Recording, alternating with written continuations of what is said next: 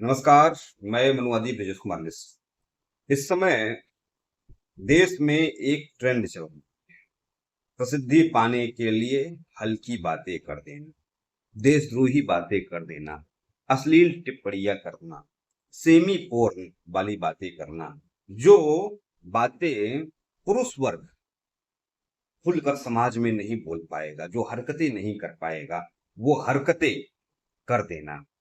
और यह trend start हुआ है, पहले से ही चल रहा है। कॉमेडी के नाम पर भी तमाम अश्लीलताएं चल रही हैं। हिंदू देवी देवताओं पर टिप्पणी का एक तो बुरा दौर ही है। लेकिन अब जेनजी, जो जेनजी है, उसका आपने भद्दा स्वरूप देखा होगा जंतर मंतर।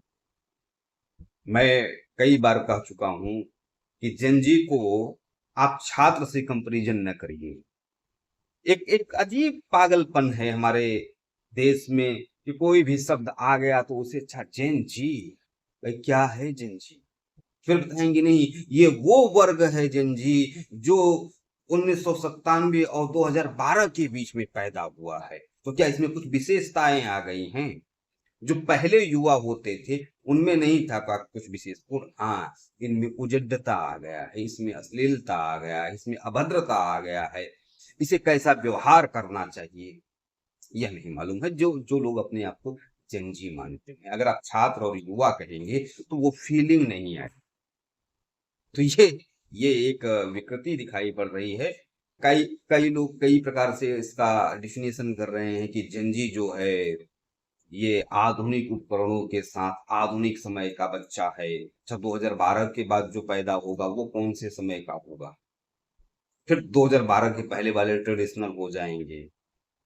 What nonsense. हमारे यहाँ पहले से ही सब कुछ डिफाइंड है कि छात्र कौन है, युवा कौन है, बच्चा कौन है, जवान कौन है, बुढ़ा कौन है।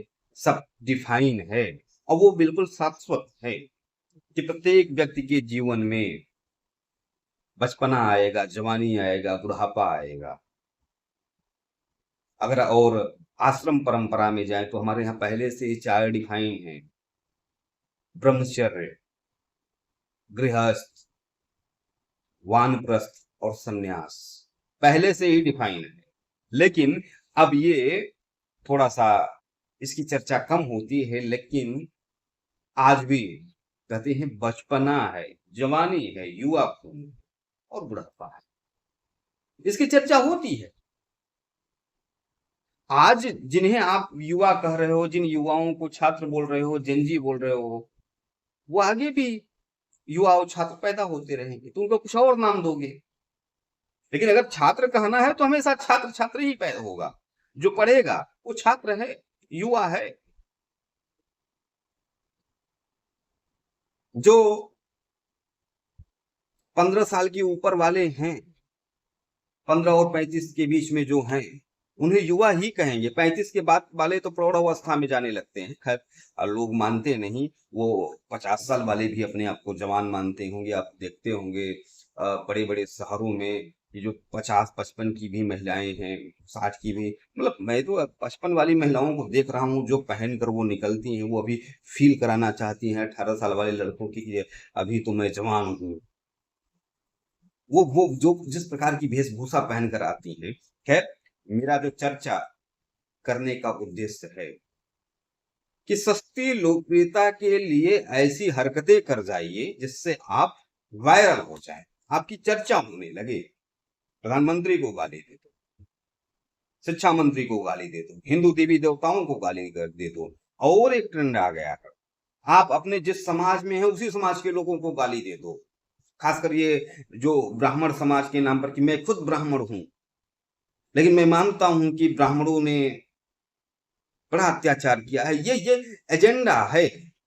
ये बोलेंगे तो चर्चा होगी और जानबूझकर बोला जाता है। इसे समझने की जरूरत है।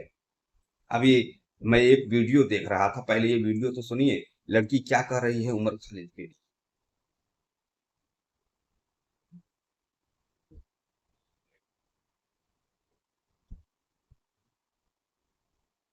ये लड़की बोल रही है उमर खालिद एक ऐसा व्यक्ति था जो पूरे राष्ट्र को एक सूत्र में पिरोना चाहता था, एकजुट करना चाहता था। वो उमर खालिद जो चिकन नेक को काट देने के साथ साथ कह रहा था कि वो जो नॉर्थ ईस्ट के जितने प्रदेश हैं वो अलग कर देंगे हम भारत के साथ, हमें ये करना होगा।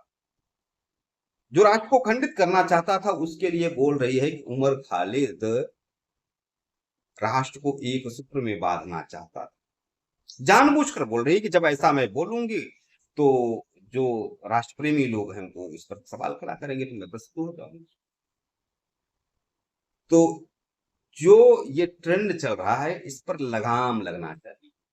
शास्त्रीय लोकप्रियता के लिए कुछ भी कॉमेडी कर देना, कोई भी फिल्म बना देना, हिंदू देवी देवताओं पर टिप्पणी कर देना, हिंदू धर्म ग्रंथों पर टिप्पणी कर देना बर्दाश्त नहीं होना चाहिए।